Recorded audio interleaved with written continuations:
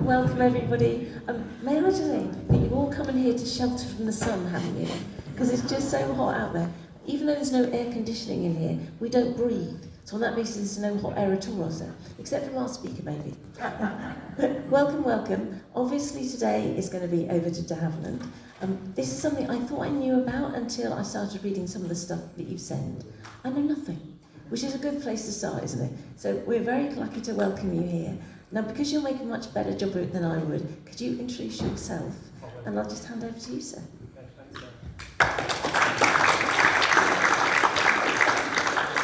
Okay, can everybody hear me? Yes? Thank you for coming, appreciate it, and thank you for Sarah for inviting me. Just the one thing, I've never been filmed before, and I believe we're being filmed today, so I'm slightly nervous, I apologise now. My talk today, well, most of you will probably know that in 1903 it was the first power flight occurred then, in 1903. Today I want to take you on a journey from those early days in aviation right up to 1960. And by showing you how Geoffrey de Havilland and the de Havilland Aircraft Company really made its mark, not just in the UK, but worldwide. As you can see, my name's Les Taylor. I'm a volunteer at the de Havilland Aircraft Company. I wish. De Havilland Aircraft Museum. I'm a steward there. I also give guided tours there. So if you ever come on a day on a Wednesday especially, I'm able to take you on a tour around the museum. That's the museum. As you can see, relatively compact, but we think very interesting. It's dedicated to de Havilland. You'll never see a Spitfire, Hurricane, or anything else other than a de Havilland aircraft. Now, some of you probably recognise that aircraft. That's a Mosquito. And that's the reason why the museum is where it is. That building that aircraft's flying over is Salisbury Hall. There's been a building on Salisbury Hall ever since, centuries. That current building was started to be built in the 1600s, early 1600s. And during its lifetime, it's had several famous people. For instance, a lady called Nell Gwyn moved in there in the 1630s. I believe she did quite a lot of entertaining, but I wasn't there then, so I'm not sure. Carrying on through the ages, in 1905, Lady Randolph Churchill on the building. And we have documented evidence that her son Winston used to travel down at the weekends, spend time painting and also writing speeches for his following week in Parliament. And then in 1930, a gentleman called Nigel Gresley moved into the hall. Anybody recognise that name? Yeah. Okay. Nigel Gresley at the time was the chief engineer, chief designer for the London North East Railway Company. And also, whilst he was there, he designed the A4 Steam Pacific class engine. Once completed, he asked his employers if he could name them after birds. The reason for that is he was an ornithologist, especially in wildfowl, and the hall still was one of the only buildings in the UK that has an intact moat, even to now. So he named his engines. Some of them were, one of them was called the Bittern. There was a Kingfisher and a very famous one called Mallard, which still holds the world's speed record for a steam engine. Nigel moved out in 1938, and de Havilland started to need a building to build a secret aircraft, a secret project which actually had been rejected by the government.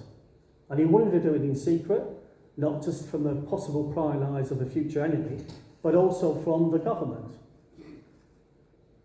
And he moved his design team into the hall in 1939, but I'll come on to that later. In 1947, they moved out, and the hall itself went into rack and ruin until 1955, when a gentleman called Walter Goldsmith approached the government, who owned the building at the time, and said, "Can I restore that building?" And they said, "Yes, go ahead. In fact, we'll give you £4,000 towards for a grant to build it, to restore it. But on one condition, you must open up that hall to the public once on completion." Okay, so he carried on. During the restoration, some of his workmen started to see doublings of aircraft on the wall in various rooms. He inquired, found out the connection with de Havilland, he was put forward then to the Hatfield general manager, who he asked for some artefacts to put into the hall once it was opened up. And he said, I can do more than that. I can give you a complete aircraft. What they had done in 1947, when the owners of de Havilland said destroy that prototype Mosquito, was to dismantle it and hide it away. So in 1959, the hall opened up.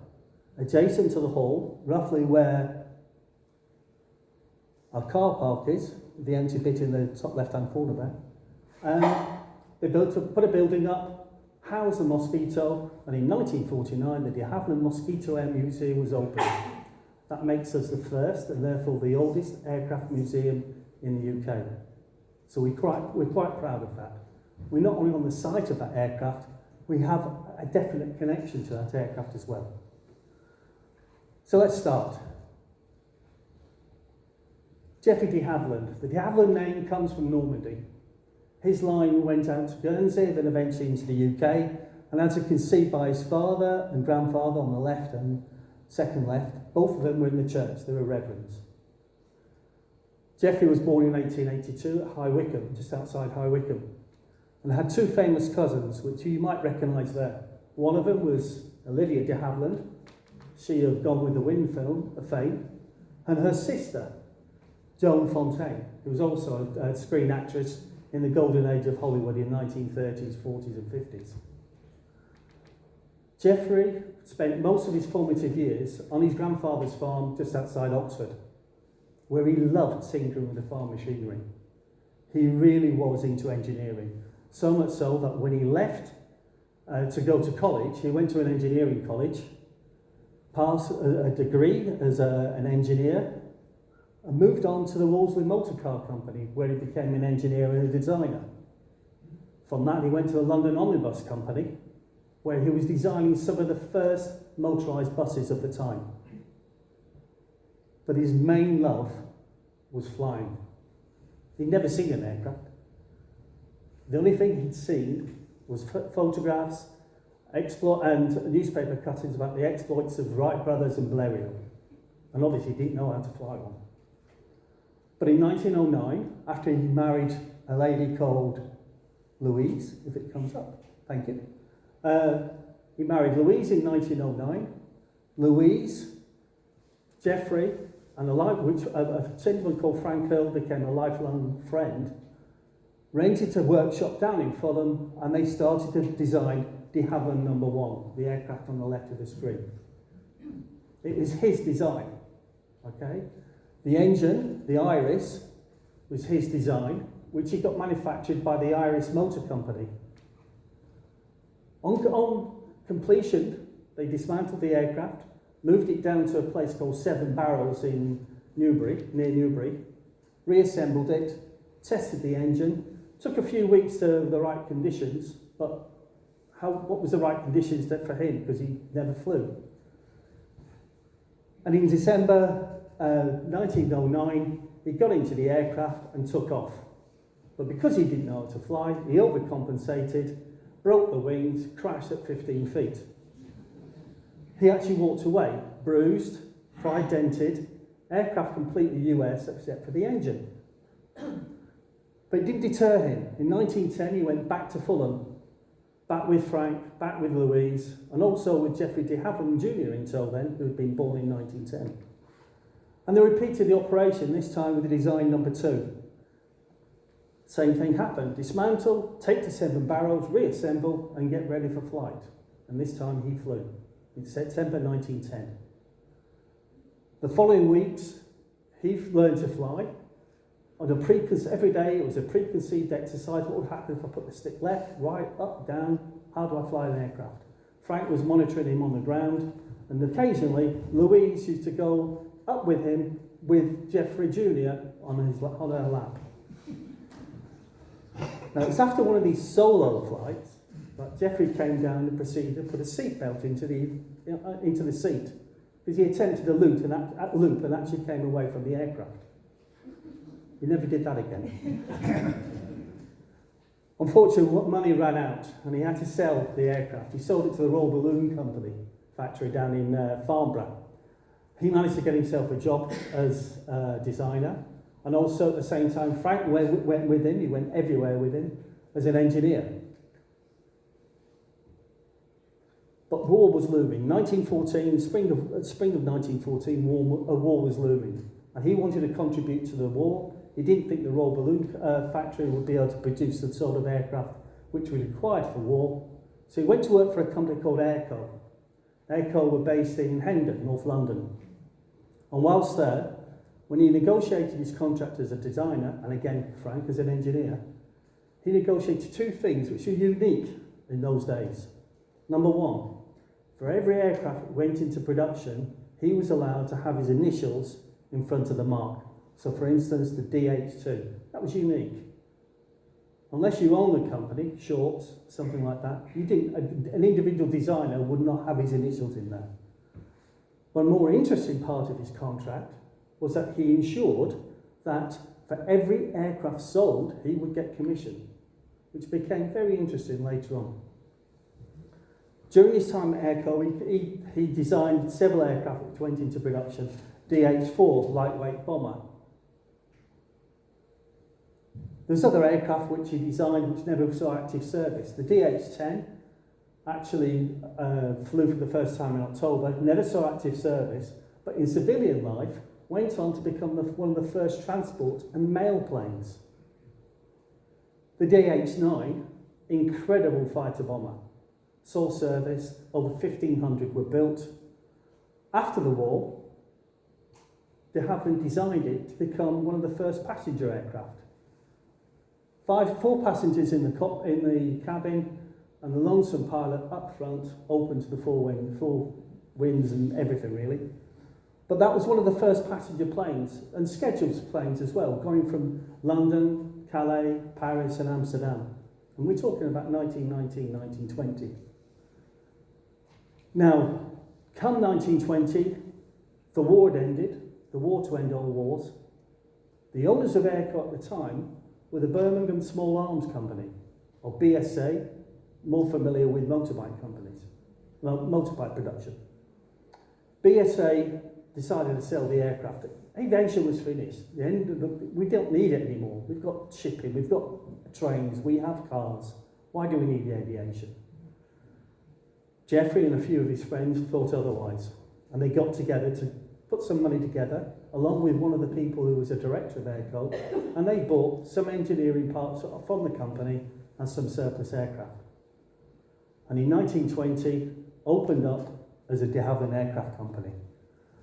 Geoffrey's in the middle there. This is in the 1930s, late 1930s, and Geoffrey, in any photograph, hardly ever looks happy. Frank Hurl is a gentleman on the far right seated. He went there as a director. Of course he followed him around. Not only was he a lifelong friend, he became a lifelong business partner and his brother-in-law. So the big connection there between Geoffrey and Frank. So come along, 1920, here we are. No one wants aviation, but they actually did. The romance of aviation started. People wanted to know more about aviation and learn to fly. During the first few years of de Havilland aircraft, de Havilland himself designed sports and leisure aircraft, sometimes a one-off for a particular one customer, and that's all. There was no production run as such. How built it that? No problem. Until 1925, January 1925, when Geoffrey de Havilland took to the air for the first time in the first flight of an iconic aircraft called the DH-60 Moth. That's the aircraft on the left.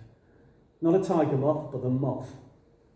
And whilst we go a bit of a side there, a lot of his aircraft were named after moths.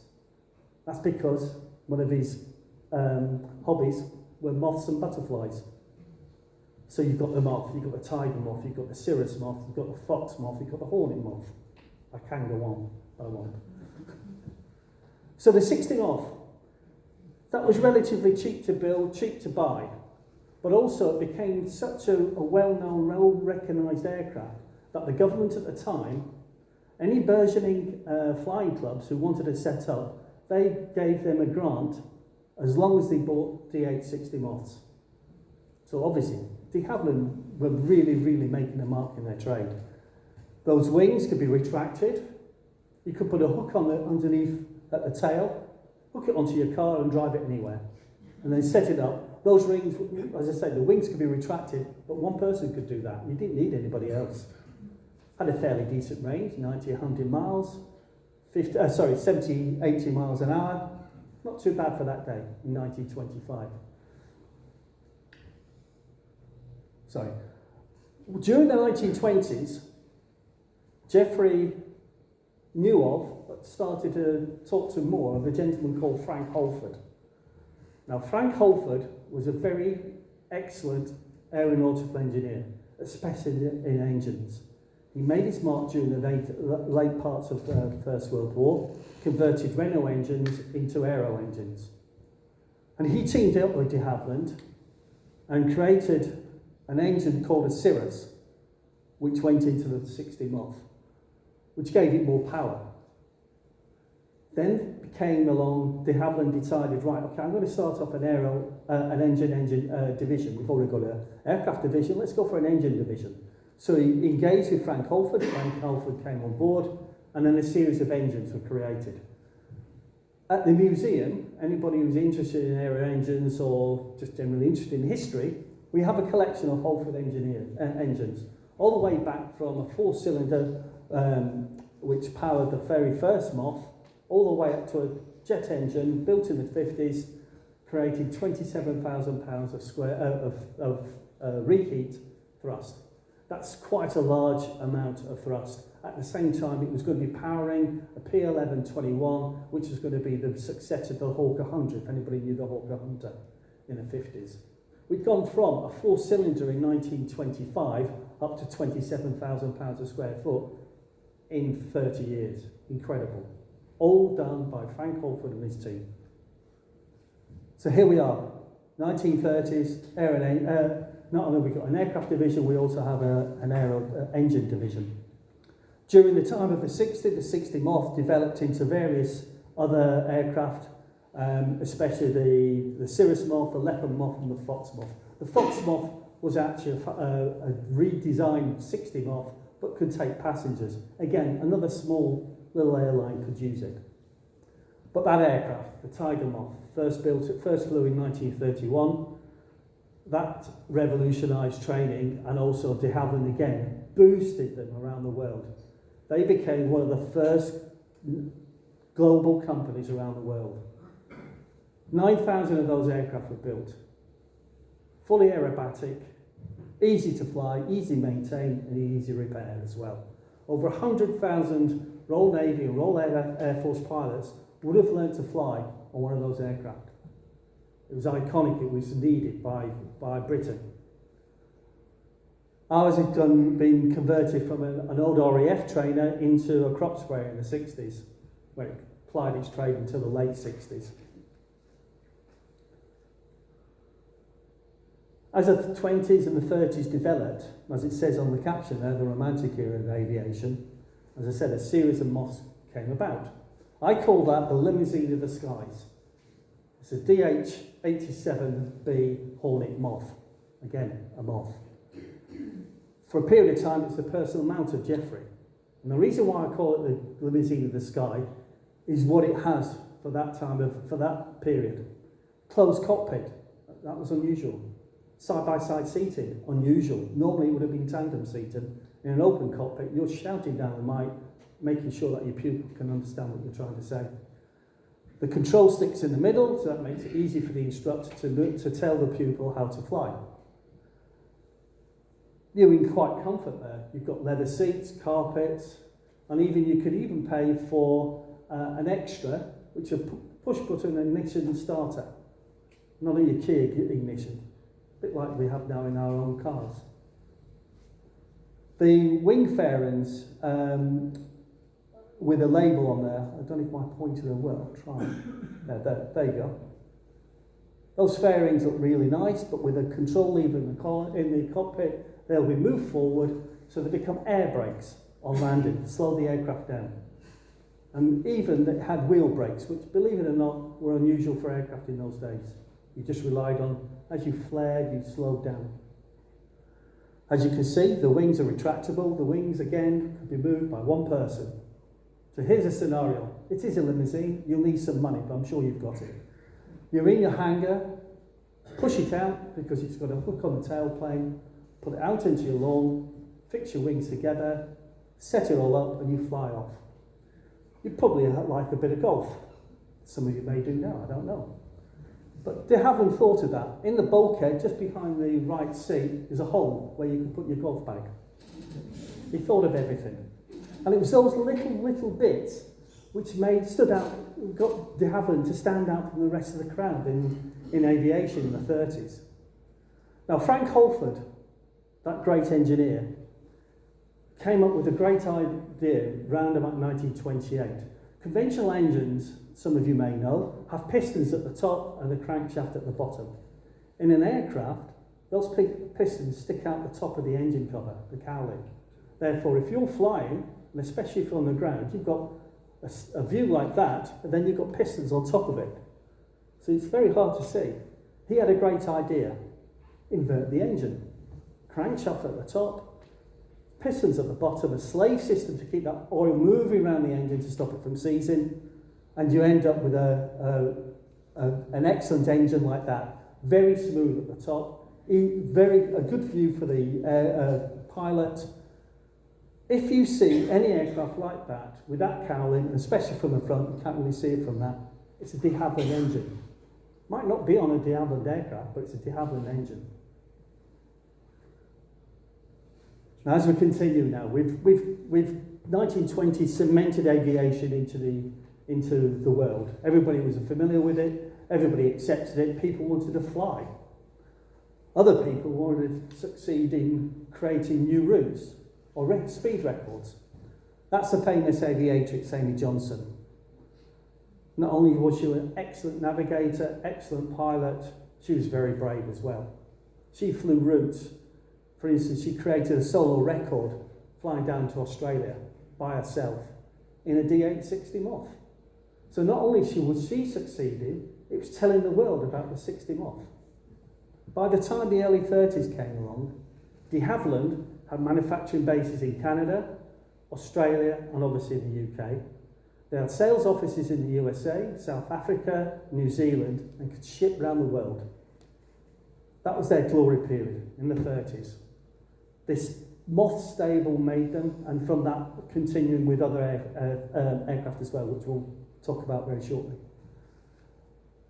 Amy married a Scottish gentleman called Jim Mullington, who was also a great aviator, a great pioneer of routes, solo records. So between them, there came a formidable team, and we'll talk about them later. As the 30s travel on, the need for aviation, as I keep mentioning, increases. As I said, the 60 Moth was converted into a small passenger plane capable of about 5 passengers, called the Fox Moth. But airlines were increasingly wanting larger capacity aircraft, so they could go take more people, make it more valuable for them. One in particular, Hillman Airways, which that colour scheme depicts, they wanted something of 7, 8, possibly 10. De Havilland's came up with that. That's a Dragon Rapide. As I said, it could take between 6 and 8 passengers, depending on the configuration. One pilot stuck right at the top front, and it could easily get to deep into Europe, Amsterdam, Paris, etc., etc. As a side issue, that's still under restoration at the museum. If anybody's been in there to the museum in the last 20 years, you would have seen that being restored, and it still is being restored. But it's fascinating the way, the amount of detail the guys have put it into that. It was going to fly, but for reasons which are beyond me, it's all to do with technical issues with the CAA. It's going to be a static exhibit in our museum. But as I said, the amount of detail, it's just worth looking at. You've got the wiring in, even the flying controls are going in. even though it's going to be for the rest of its life just static. Hillman Airways. They were iconic. They were one of the first airlines we had doing scheduled service, and they, through the lineage, formed one of the airlines to form British Airways, as we know now. They also employed women pilots, which were unusual now in those days. Amy Johnson flew with them, and a lady called Pauline Gower. Now, Pauline Gower was one of the first ladies to get an aeronautical engineering degree, pilot's license, flew in flying circuses, and eventually she pushed the government for her to head up the women's branch of the ATA that started on the Second World War, and that was at Hatfield. So we think that's a good colour scheme to show off the Dragon Rapide, because it's got connection with Hatfield through Pauline. As it says, aviation trailblazing. Another factor of aircraft, how should I put it, the aspect of aviation was air racing. 1930s air racing. Now in 1934, an Australian businessman wanted to commemorate 100 years of the state of Victoria down in Melbourne. And he came up with an idea of an air race. Very large trophy, with, for that time, a large amount of money, £5,000, open to any class of aircraft. The race would consist of starting at RAF Mildenhall in Suffolk and landing down in Melbourne. And along the way, there'd be 5 compulsory drop-off points, 5 compulsory stops. First one was Baghdad, then Allahabad, and all the way down northern Australia into Melbourne. And it was the cumulative time which went towards your race time. So how long did it take to Baghdad? Stop the clock. You could then stay for a week if you wanted to, and then start a clock again when you went to Allahabad. De Havillands didn't think they had anything which would be competitive for the race. De Havilland would never enter a race unless he thought he could do well or even win it. So he set about, he asked his designers and Frank Holford and his team to come up with a design. Frank came up with a brand new engine and put 2 on the front of this aircraft. The designers came up with quite a, not a newish idea, but certainly one which hadn't been tested to this environment. That fuselage is made up of 2 halves, a bit like an airfits kit. Laminated strips of a composite sandwich of ply, balsa ply, laid over a concrete bonded together with glue to create the 2 halves, then married together, and then lowered onto one-piece wing. That's one-piece wing. It's not an airfits kit where you put the 2 halves in. So in the middle of that, you've got one long length of spruce wood. Lower it in, and you have an aircraft. And a retractable undercarriage, albeit the person not flying the aircraft, because it's a crew of 2, not flying the aircraft, had to manually lower and raise that undercarriage, which was very difficult because it was heavy. You can't really see it, but a very revolutionary wing, a laminar flow wing, which increased speed, but also tried to stop any chance of any stall. And the front of the aircraft, from the nose right back to the front of the cockpit, is where the fuel tank is, the main fuel tank, 400 gallons. Now, 3 of these aircraft were built, sold off at 5,000p, but piece each. It actually cost de Havilland £15,000 each to build those aircraft, but he wanted them in the race. Our green one, this isn't an actual aircraft, it was actually a model created for a TV series made by an Australian broadcasting company to commemorate the race. The green one, Sierra Papa, which is in the front here, it came 4th in the race. It was owned by an Australian racing gentleman called Bernard Albin, who raced at the time for Bentley, hence the British Racing Green. The second aircraft in the race, Sierra Romeo, she was all black magic, and she was owned and flown by the Mullisons, Jim Mullison and Amy Johnson. Now, as I explained, the race consisted of 5 compulsory drop-off points. The first one in Baghdad. They were one of the first aircraft to take off from Mildenhall. It took them just 13 hours to get to Baghdad non-stop. Now, I don't know if anybody's been to the Middle East or that sort of way. It's probably a 5-hour flight, something like that now. 4 to 5 hours, definitely. 13 hours.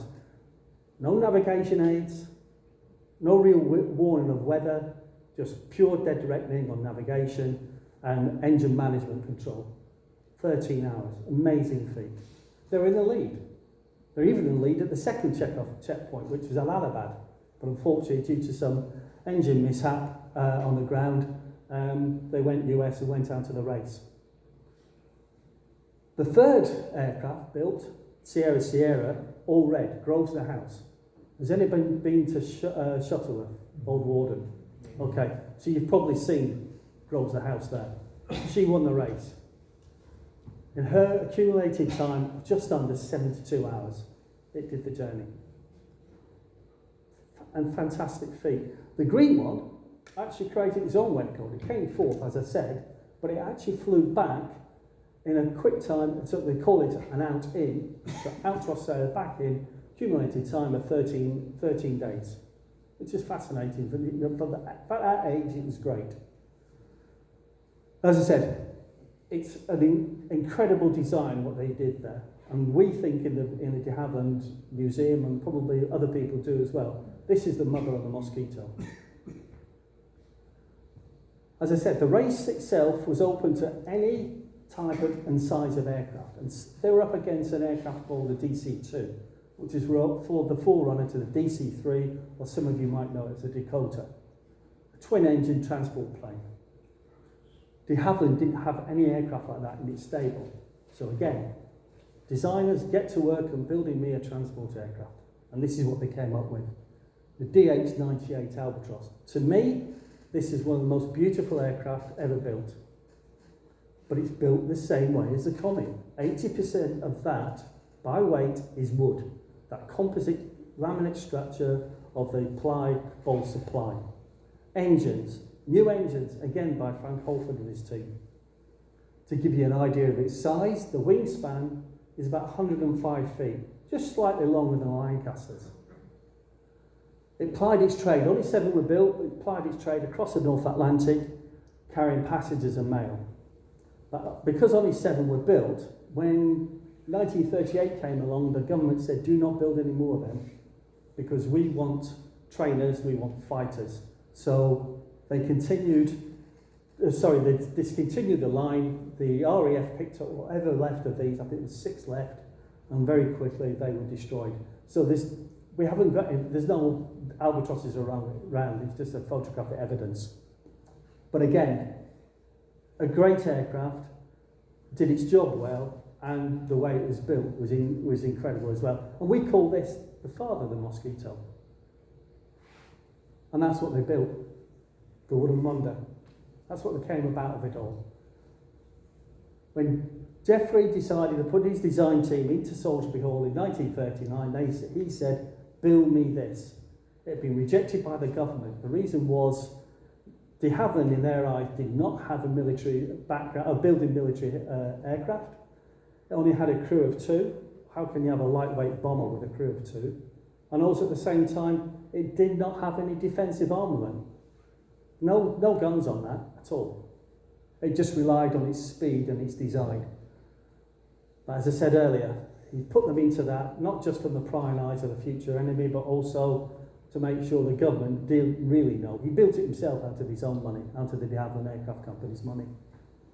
Started building it in December 1939. During the build time in 1940, the government rescinded and gave them an order for 50. Just to keep de Havilland quiet and some of his backers.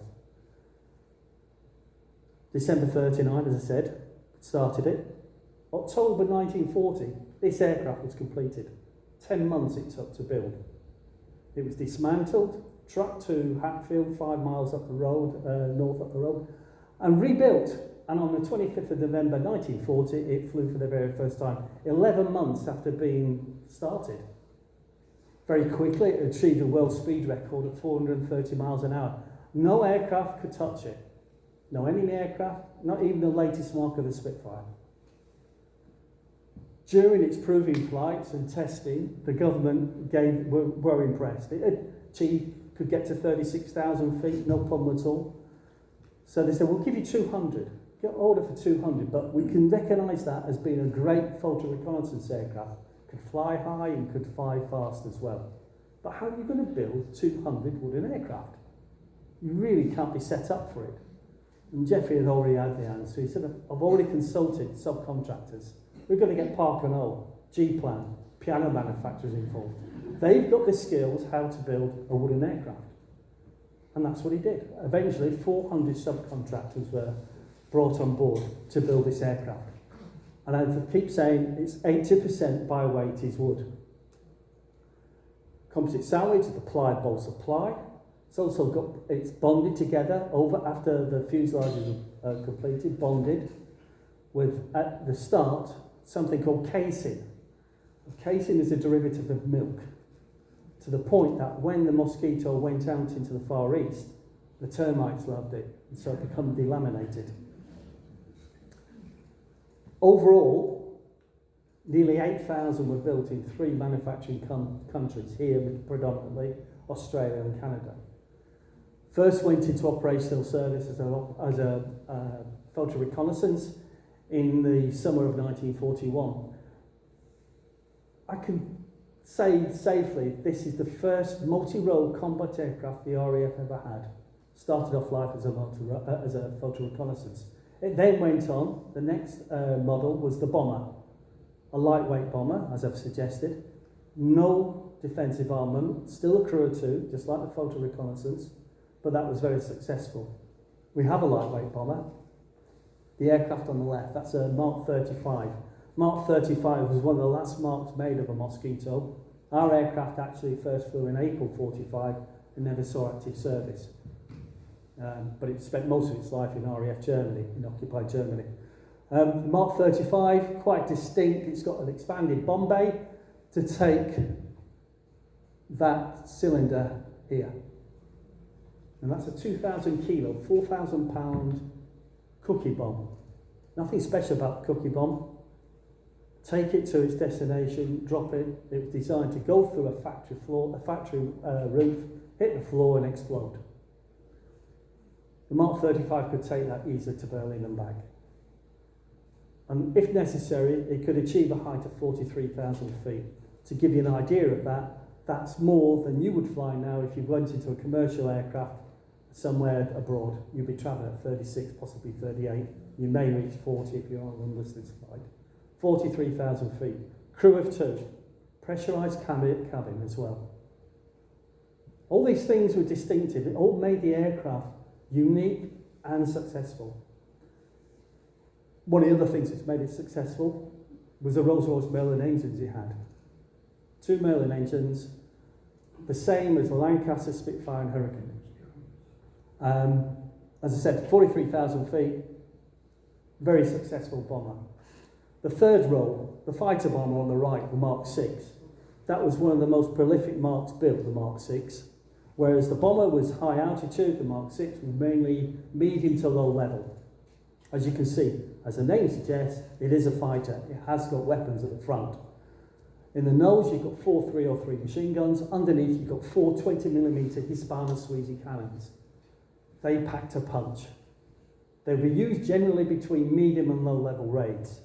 And the Mark 6 is famous for being used on 2 particular raids. Operation Jericho, the attack on the Amiens prison, if anyone's aware of that.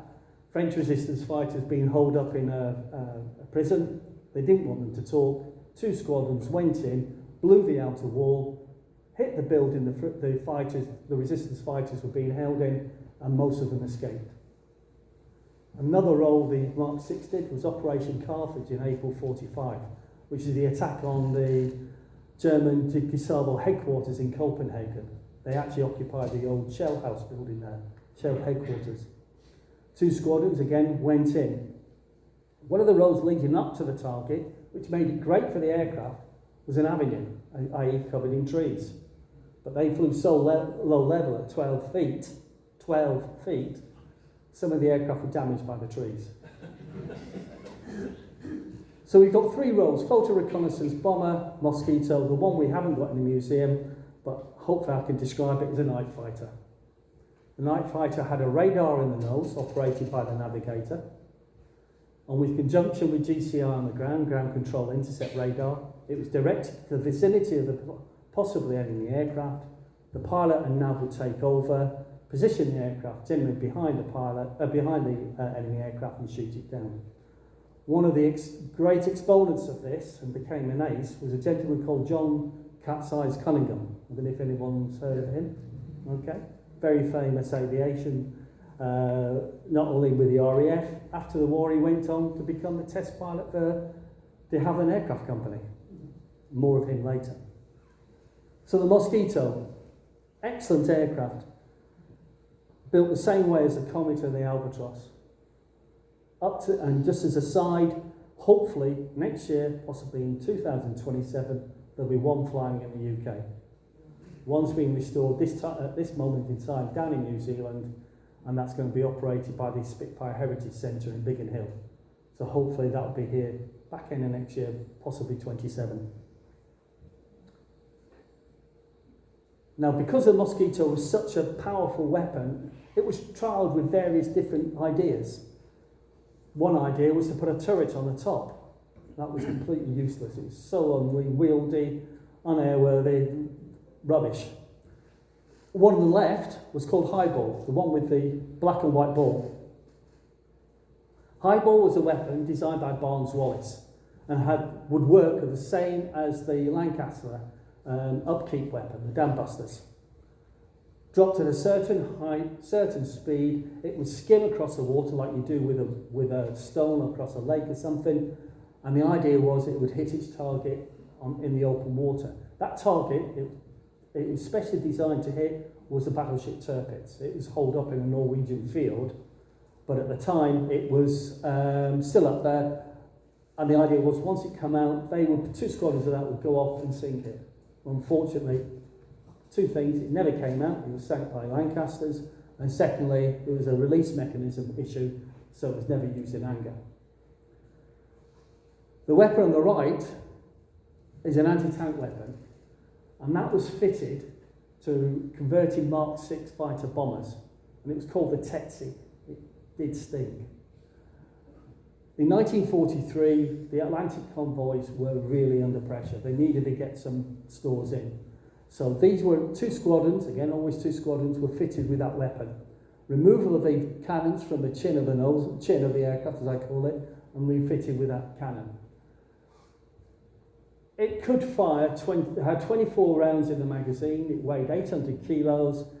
Around each engine it had 200 kilos of armour plating, because you're going to be used as a dive bomber, going after U-boats and other surface ships.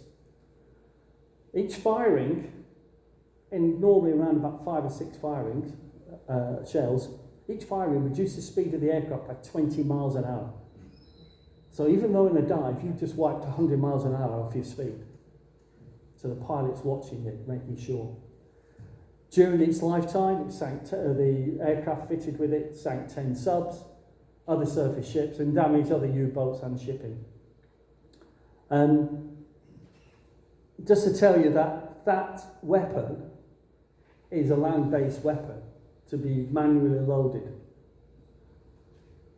Jeffrey and de Havilland went to a company called Molins in Peterborough, who at the time were building cigarette manufacturing machines. So basically that's an upscaled cigarette manufacturing, a cigarette machine, for want of a better description. As I said, £6 shells, 25 in the magazine. So we're coming out of the war now. The war, as terrible it was, it led to several things, as war always does. The aircraft on the left, the H-100 Vampire, that was a jet-engined aircraft. I've told you that the prototype of the Mosquito first flew in December 1940. That flew in the autumn of 43, less than 3 years later. Wholly jet-engine aircraft. But one thing about that and its sister aircraft, the Venom, around the cockpit, it's made of wood, that laminate structure. They knew it was powerful, it was strong, it could take a lot of damage. Why change something when it could work? Everything else is metal. The jet engine, created by Frank Holford. Amazing chap. Never saw active service. There was a slight issue with the engine, I have to say, but Afterwards, it became a very reliable multi-role combat aircraft, fighter bomber, could carry rockets, night fighter, trainer, was sold all around the world. Ours is an ex-Swiss Air Force model, built for the Swiss, flown by the Swiss, given back to us after it landed back at Hatfield after the Swiss time expired it. It was succeeded in 1949 by the Venom. Ours, as you can see, is a Sea Venom. Again, a very capable aircraft and a very good one. A multi-role combat aircraft. De Havilland kept rolling these aircraft out.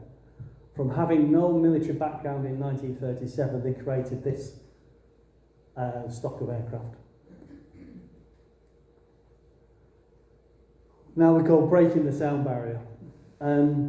Glamorous as it sounds, but it also brought death, unfortunately. That's a DH-108 Swallow. Only 3 were built and all 3 crashed. That's why we've only got a model at the museum. In 1946, Geoffrey de Havilland Jr. was flying one of these when it broke up over the Thames estuary as he prepared to break the sound barrier. And as I said, the other 2 also crashed. And incidentally, Louise and Geoffrey Sr. really did suffer. They had 3 sons. Geoffrey Jr., who I just explained, died in a plane crash. John, the second son, he also died in an aircraft crash. He was a test pilot for de Havilland's. He used to test fly newly built aircraft, make sure they flew okay, and then send them out to the squadrons. In 1943, him and his navigator was flying in the evening above Hatfield, and they collided with another Mosquito, and all 4 perished. Their third son, Peter, luckily, though he was in aviation and could fly, he managed to have a normal life and passed away in the 60s. The Swallow was trying to, actually was built to see what happens if you don't build a tail. If you can see, there's no conventional tail on that aircraft. And the thoughts were that if you remove that, you might be able to increase your speed. But what about control? And this is what it was built for, but also at the same time it was recognised that it could be capable of breaking the speed record, supersonic barrier. Excuse me. I touched on this earlier. Frank Holford designed, or his team designed. This is the gyron, the 27,000 square foot of thrust, including reheat. It was going to go on that aircraft, the P1121, late 50s, but unfortunately, as the government at the time in the late 50s kept on doing, projects were cancelled, the aircraft was cancelled, the funding for the engine was stopped. But there was a smaller gyron engine which was fitted into aircraft at the time. It actually was fitted into the first types of the Buccaneer, if anybody remembers the Buccaneer. During the 50s and the 60s, as the caption says, the Cold War was coming about. That's a Sea Vixen. Carrier-borne aircraft, would have been for the RAF. First flew around about 1949, but in 1952 at Farnborough, the prototype was being displayed by a very competent test pilot who decided to do a fast run down the runway where the aircraft broke up. The engines went into the crowd, 27 people were killed, including the 2 crew. But as they did in those days, about 3 hours later, they continued with the flying display. The RAF backed out of having the Sea Vixen. De Havilland redesigned it, the Royal Navy had it, until around about 1971, when HMS Eagle the carrier was retired. If anybody goes onto Google Earth, you might have seen it on the original photograph at the beginning of the presentation. That is a big aircraft. It's a large footprint on our museum. And it's just been recently restored into absolute glorious condition now.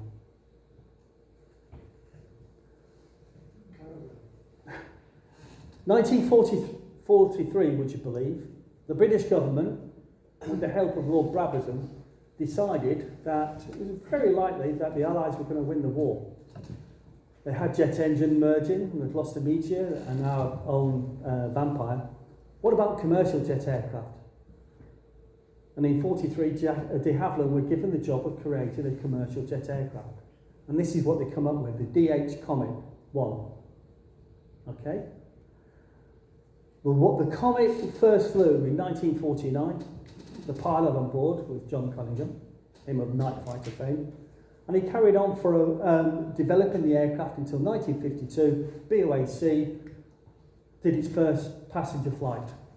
And with BOAC, you gentlemen, ladies and gentlemen there, you were given a gift when you came on board. The gentlemen will be given Havana cigars to smoke on board the flight, and the ladies will be given a flower corsage to put onto your dress or tunic or whatever to say thank you.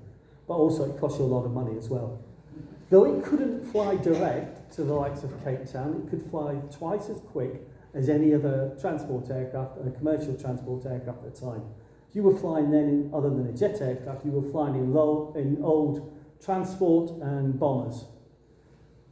Noisy, smelly, very low, in all the weather, just not a nice experience. With a Comet, you could fly at 500 miles an hour.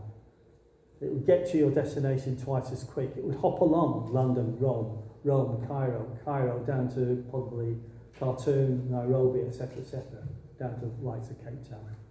And very quickly had a good reputation.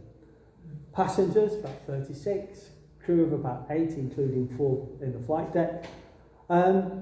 Everything was going well until the end of 52, 53. 3 crashed, 2 were put down a pilot error, 1 was causing concern because of the way it broke up. It flew into a storm cloud, so you're not going to come out of that really very well, but it was the way it broke up. One aspect of that, one learning curve, was that every aircraft had, after that, fitted a weather radar. So even to this day, you've got weather radar in your smallest jet engine aircraft.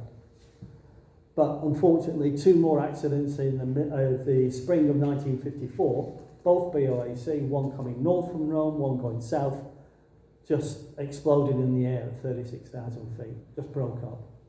And it was determined that there was an issue with the aircraft.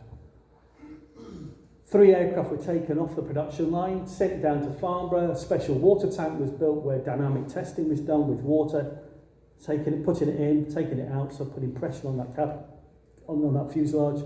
The wings itself had hydraulics on, moved the wings. I don't know if you've noticed, but the wings are meant to fly like that, not like that. And it was decided, the second picture, as you can see by that, that's one of the test fuselages from one of those 2 aircraft.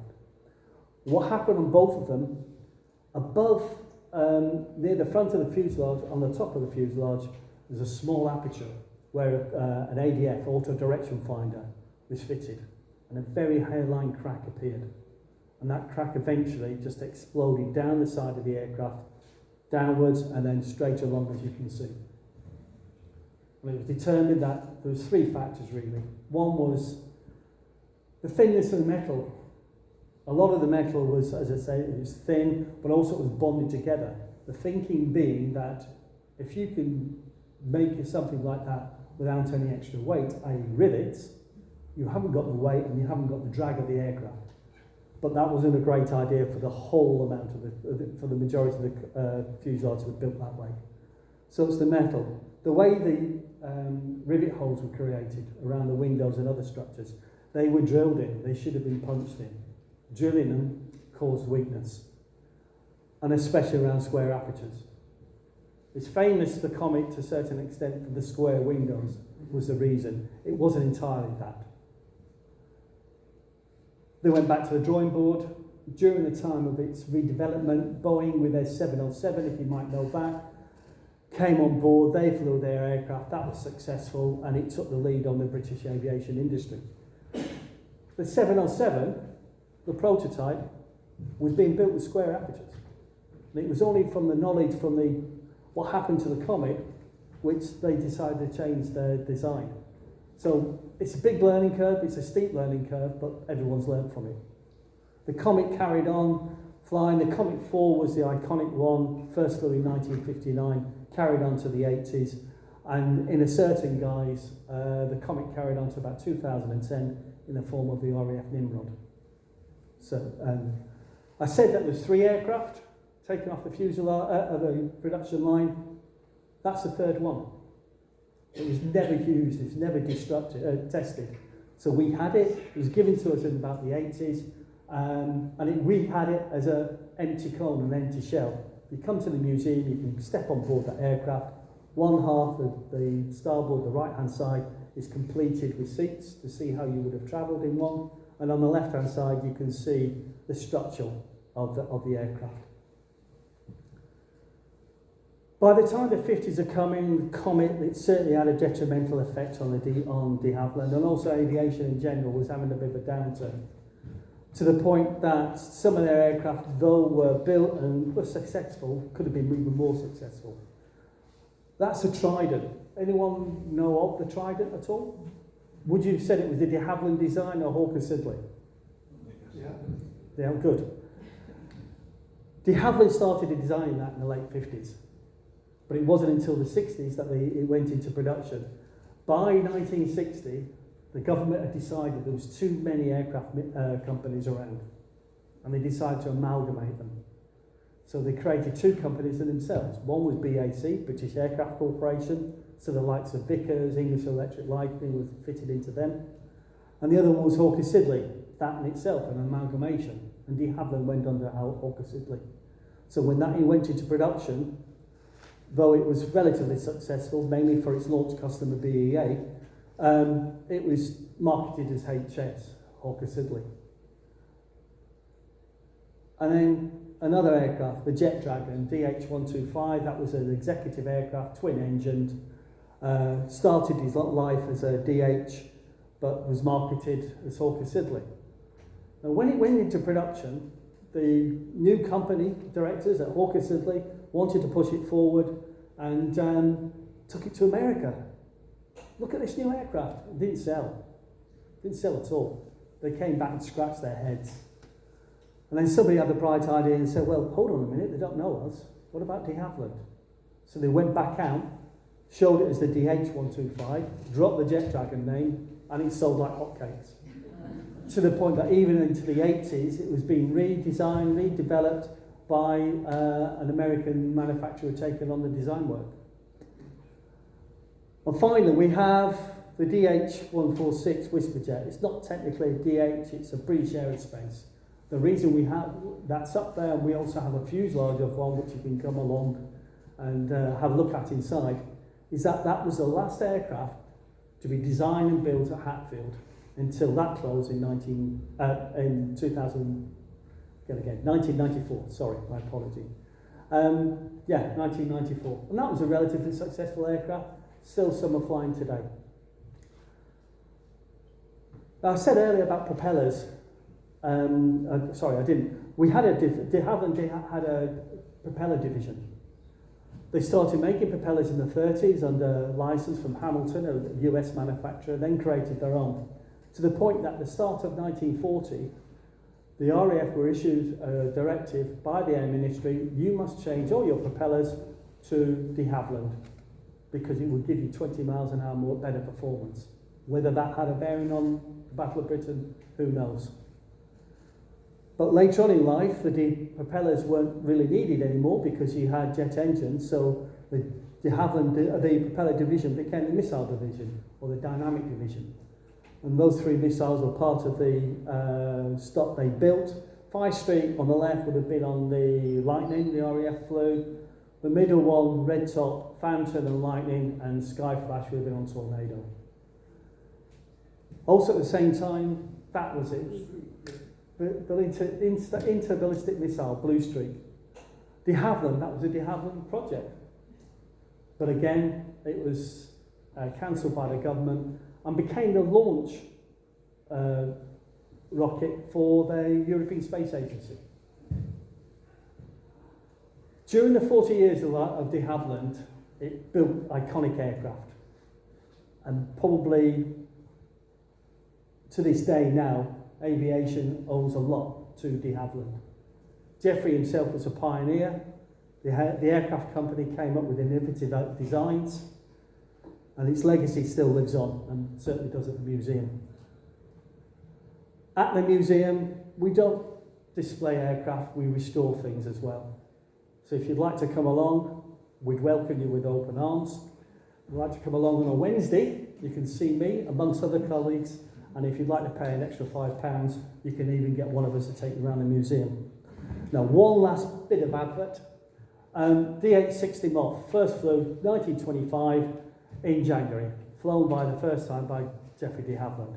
At Shuttleworth, Old Warden, July the 31st and August the 1st, they're having a centenary celebration of the Moth. Currently, there's over 100 aircraft flying in. So you buy tickets or whatever if you're interested, as long as the weather holds up, it'll be a great day. Other than that, thank you.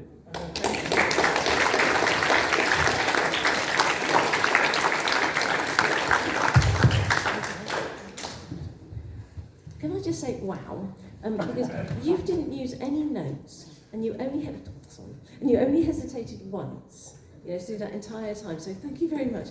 Clearly you've done it before, but honestly, that was amazing. Thank you. So thank you for that. Do we have any questions? Oh, immediately. Thank you. Wait until you've got a microphone before you ask your questions, please. Geoffrey was obviously a trailblazer. He certainly was. Did he have any connections with Frank Whittle? Not directly. Frank Holford did. Holford and Whittle collaborated. They had different types of jet engines. That could be one of the reasons why Frank's, the one for the Vampire, never really succeeded straight away, whereas Whittle did with his, the Whittle jet and then with the Glossary jet. But yeah, it was that connection. I'm sure de Havilland must have known him, obviously. Okay, one down here. It's not a question, it's just a few memories of de Havilland aircraft. Now, you talked about the Wooden Wonder, the Mosquito, Yeah. but you may not mention that the entire outside of the aircraft was coated in fabric, Yes. with linen, Yes. and which was sort of glued to the outside with a special type of cellulose paint. And in 1951, one of my jobs was to repair that fabric and also to respray the aircraft with the camouflage markings which they had on in that time. Amazing. And paint the roundels on and all that sort of thing. Amazing. Yeah, and also then while I was there, this was at Westmoreland in Kent. Yes. While I was there, they got rid of all the mosquitoes, and we got the vampires, which were tiny compared with the mosquitoes. They were quite yeah. small, but they had a bit of wood on as well, and Yes. also had the fabric which I had to deal with. So that was my first memory. Then in 1950, in the early 50s anyway, I can't remember the actual date. My first trip to France was from Southend to Calais in a de Havilland Rapide by Really? train. So it all held together with string and all that. and just one other thing, that in 1954, my first trip to Mallorca was in a Dakota, and it took 6 hours to get there. Now, my last trip to Mallorca took 1 hour, 50 minutes. So that shows how times have changed. Yes, indeed. Thank you for that. Do we have another question down here? Yes, we do. Hector, if you want to come to the front here. Just making you work, mate. I could do it moving around. Have you any information about the civilian flights during the war? I believe BOAC had a secret trip to Stockholm and back, and nobody could catch them, although they flew over enemy territory. That's correct, yeah. We have, again at the museum, I could put a lot more into the presentation, but I might bore you stiff, I don't know. BOAC were issued 10 Mosquitoes, and they were flown by civilian aircraft, civilian BOAC colours, and there was an agreement with the enemy that neutral aircraft could fly to, aircraft could fly to neutral countries as long as there were civil aircraft. So ours used to fly from northern Scotland to generally Sweden. If you were flying over open water, you were open game. And BOAC did lose some for being shot down. At the same time, Lufthansa, the German airline, were flying from Denmark into Sweden. Denmark was occupied. So they just literally went over the border. We've got documented evidence down at the museum that the crews, when they were waiting to be refueled at Stockholm, used to talk together. You should chat, have a coffee. Ours used to, I'm sure Lufthansa did as well, our crews took in propaganda in the form of newspapers, diplomatic mail, and the odd passenger in a rudimentary hammock in the bomb bay. There was no room for him in the cockpit. Now, they did the same on the way out as well. And it was one journey that a gentleman was asked to, if he wanted to come across to the UK. That gentleman was called Niels Bohr. Now, Niels Bohr was a Danish citizen, Jewish heritage, and felt that when Denmark was occupied, he should move out. So he smuggled him and his family over to Sweden, where he was contacted by the Allies and asked to help Oppenheimer in the bomb. And he went across, came to the UK in a Mosquito, told before he took off, put your headset on and we'll give you instructions about your oxygen mask because we're going to be flying high. For whatever reason, he didn't put his oxygen mask on, but when he landed, he said that was the best night's sleep ever. We've got two questions, then we better break for coffee, haven't we? Would you mind just talking about the de Havilland Trident? Because I'm not sure everyone here is aware of this. It was the cutting edge of technology on the Autoland, hands off, without. Yeah, they tried it, as I touched on earlier.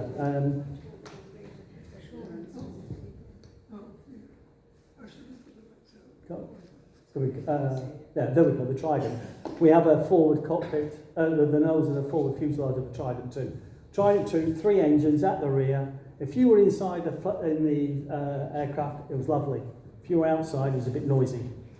But the aircraft itself, came BEA and de Havilland were tossing and throwing about the design for several years until it was actually came about with Hawker Siddeley.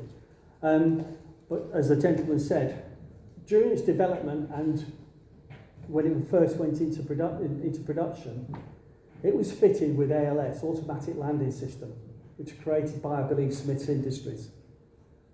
That was fitted in the nose of the aircraft, which meant that it could do blind landings. It was the only aircraft could do that then. Otherwise, you wouldn't even take off or you'd be diverted.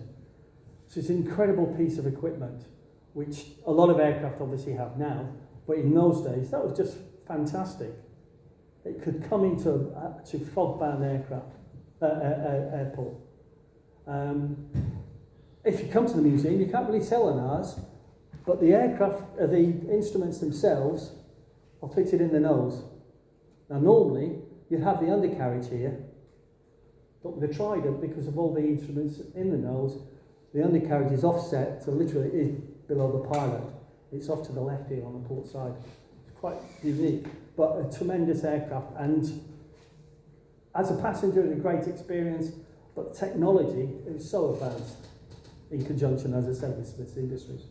Now you're hanging around for coffee and tea, aren't you? Yeah. So one last question, and then we're going to nab you individually. Is that okay? Fine, okay.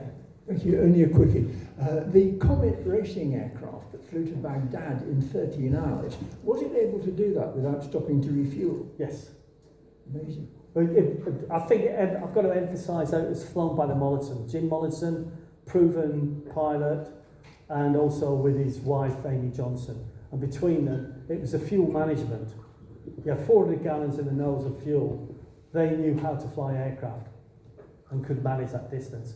It could be also fortunate with the winds. I'm not sure about that. But certainly other aircraft, along the way, there were drop-down points for aircraft to go in if you went US, had service problems, needed fuel, but they flew direct. Incredible. Excellent. So here's the thing. You're going to hang around? Yeah. Yeah, fantastic. We've got the boring job of stacking the chairs. Yawn. Leave some at the back there if anybody wants to sit down and have a little chat. But if you could stack the chairs in piles of 5, I think it is, she said, looking around, piles of 5, and leave them where they were. Get yourself a coffee, nab this gentleman for a conversation, and take the hint. Go to the museum. Okay, because I think you've made that very clear. But in the meantime, can we give him one last round of applause, please?